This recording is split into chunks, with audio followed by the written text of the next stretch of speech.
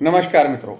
आज हम बात करेंगे एक ऐसी आध्यात्मिक साइंस के ऊपर जो कि हमारे प्रचलन में है और बहुत सारी चीज़ें हमें पता है, बहुत सारी नहीं भी पता। बहुत सारी चीज़ों पे हमने विश्वास करना छोड़ दिया। घर वाले बताते हैं कि ये करना चाहिए, ये नहीं करना चाहिए। क्यों करना चाहिए, किसी से कारण पूछो तो वो उनको नहीं पता होता। बस उनको इतना पता है कि ऐसा करना चाहिए, ऐसा नहीं करना चाहिए, दहलीज पे नहीं बैठना चाहिए।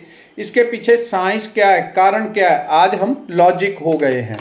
अपनी उन चीज़ों को जो हमें माननी चाहिए उनको बहुत सारी नई पीढ़ी मानती नहीं। लेकिन मैं आपको एक चीज़ बताता हूँ, उसके पीछे कारण भी बताता हूँ कि क्यों क्या करना चाहिए। एक छोटा सा काम है जिसमें ये छोटा सा काम है, अगर इसको हम रोज करें तो व्यक्ति की आयु वृद्धि होती है, आरोग्यता वृद्धि होती है, व्यक्ति की आयु लंबी होती है और व्यक्ति निरोगी रहता है। सिंपल सी। तो होता क्यों है? असल में इन 7 चिरंजीवियों के नाम लेने से कैसे आयु में वृद्धि होगी, कैसे आरोग्यता में वृद्धि होती है। हमारे भारत में एक चीज वेद शास्त्रों में पंडित पुरोहित भी बार बार बोलते हैं कि व्यक्ति को किसी की निंदा नहीं करनी चाहिए। कारण, जब भी आप किसी को याद करते हैं, खाली याद भी कर लेते हैं कि फलाने, उसका एकदम ध्यान आया, उसकी जो पूरी ऊर्जा की छवि है, नेगेटिव है, पॉजिटिव है, बैलेंस है, प्लस में है, माइनस में है, जो भी है, नेगेटिव है, पॉजिटिव या जैसी भी है, उसकी एक छवि का एक अंश जैसे आपके ऊर्जा का है, उसकी एक फोटोकॉपी होके हमारे सूक्ष्म शरीर में, आकाश तत्व में सम्माहित हो जाता है। यानी कि जो वो व्यक्ति है, अगर वो अच्छा व्यक्ति है तो उसकी एक पॉजिटिविटी की छाप हमारे कंठ चक्र में आके बैठ जाती है, यानी हमारे व्यक्तित्व का हिस्सा हो जाती है। अगर वो व्यक्ति बहुत नेगेटिव है तो उसकी नेगेटिव प्रभाव हमारे ऊपर पड़ता है। अब नॉर्मल लोग क्या करते हैं, क्यों जीवन में अच्छा नहीं हो पाता? क्योंकि रटन किनका करते हैं, ध्यान किनका करते हैं? जिनसे नहीं बनती, जिनसे ईर्ष्या है, द्वेष है, उसको छोड़ नहीं पाते, जिनकी निंदा करते हैं, जिनसे जलते हैं, उन लोगों को बार बार याद करते हैं। किसी ने बुरा बोल दिया, भला बोल दिया, उल्टा पुल्टा बोल दिया, उसी को बार बार बोलते रहेंगे। होगा क्या? उस व्यक्ति का जो भी प्रभाव है, जो भी व्यक्तित्व है, अगर वो बहुत नेगेटिव है तो उसका एक एक अंश हमारे भीतर गले के चक्र में स्थापित होता जाता है। यानी किसी को भी हम देखते हैं, ये याद करते हैं, केवल आप मानसिक रूप से याद कर लें तो क्यों कहा जाता है कि हर घड़ी भगवान का ध्यान करें, भगवान का भजन करें। अगर हम भगवान का भजन करेंगे, भगवान का ध्यान करेंगे, भगवान को याद करेंगे, उनकी ऊर्जा का एक एक अंश हमारे आकाश तत्व में, अर्थात कंठ चक्र में, गले के चक्र में हमारी ऊर्जा में ऐड होता जाता है। भगवान का याद करने से किसी और को याद करेंगे, सेम प्रोसेस सबके साथ होगा। अगर आप नेगेटिव लोगों को याद करेंगे तो उनकी एक छवि, एक ऊर्जा के अंश हमारे भीतर आते हैं। इसीलिए निंदा करने से मना किया जाता है। जब कोई निंदा करता है तो उस व्यक्ति की कई गुना नेगेटिव एनर्जी, याद करने से तो एक ऊर्जा का क्षण, हमारे जो कण है वो हमारे भीतर स्थापित होता है। निंदा करने से कई हजार गुना जो उसके अंतःकरण में कूट कूट के नेगेटिविटी भरी हुई है, उसकी भी कॉपी करके हम अपने भीतर रख लेते हैं। तो धीरे धीरे हमारा जो व्यक्तित्व है, हमारा जो प्राण ऊर्जा, हमारी सोच समझ, निर्णय लेने की, कार्य करने की क्षमता है, वो सारी नेगेटिव होने लग जाती है।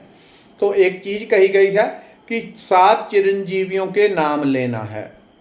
अगर कोई हर रोज ले सके तो अति उत्तम, अति तीव्रता से 7 चिरंजीवियों के, क्यों, वो हजारों हजारों वर्ष से जिंदा उनको माना जाता है, या उनकी आयु बहुत लंबी हुई, बहुत लंबी हुई।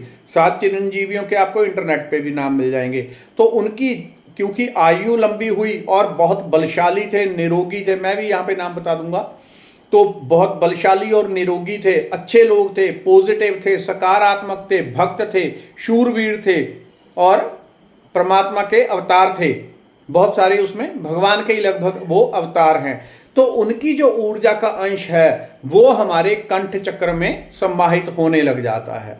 ऐसे ही पांडवों के विषय में कहा जाता है, अगर कोई सुबह उठ के पांडवों का, भीम, अर्जुन, नकुल, सहदेव, युधिष्ठिर, इनका ध्यान करता है तो उसके पापों का नाश होता है। क्योंकि ये सारे के सारे धर्म, एक प्रचंड धर्म का जो स्वरूप थे, तो उनको याद करेंगे, हमारे भीतर वो धर्म की जो ऊर्जा है वो स्थापित होती है, पाप नाश होते हैं। सिंपल चीज। तो हर रोज अगर आप ना भी कर सके तो बीच बीच में, या जब भी आपके पास समय हो, या जब जन्मदिन हो उस दिन जरूर। 7 चिरंजीवी कौन से? अश्वत्थामा, कृपाचार्य, हनुमान जी, विभीषण, राजा बलि, भगवान परशुराम, और एक मेरे को नाम भूल गया जिन्होंने महामृत्युंजय मंत्र की रचना की थी, वो हमारे साथ में जो हैं दीर्घायुष रहे, अर्थात लंबी आयु रही, अर्थात बहुत लंबी आयु भी जिए और निरोगी भी रहे। मार्कंडेय जी साथ में मार्कंडेय जी, इनका हर रोज अगर आप एक बार ध्यान भी नाम भी ले लेंगे तो उनका जो आशीर्वाद है, उनकी पॉजिटिविटी है, वो हमारे ऊपर आ जाती है और हमारी आयु ऑटोमेटिकली लंबी होने लगती है, आरोग्यता वृद्धि होने लगती है। छोटी छोटी चीजें जितनी भी सनातन धर्म में कही गई हैं, हर चीज के पीछे विज्ञान है, हर चीज के पीछे। दहलीज के बीच में ना बैठें, वो मैंने प्रैक्टिकल कर करके उन चीज़ों को देखा कि कैसे क्या फ़र्क पड़ता है, किस टाइम पे क्या कितना फ़र्क पड़ता है।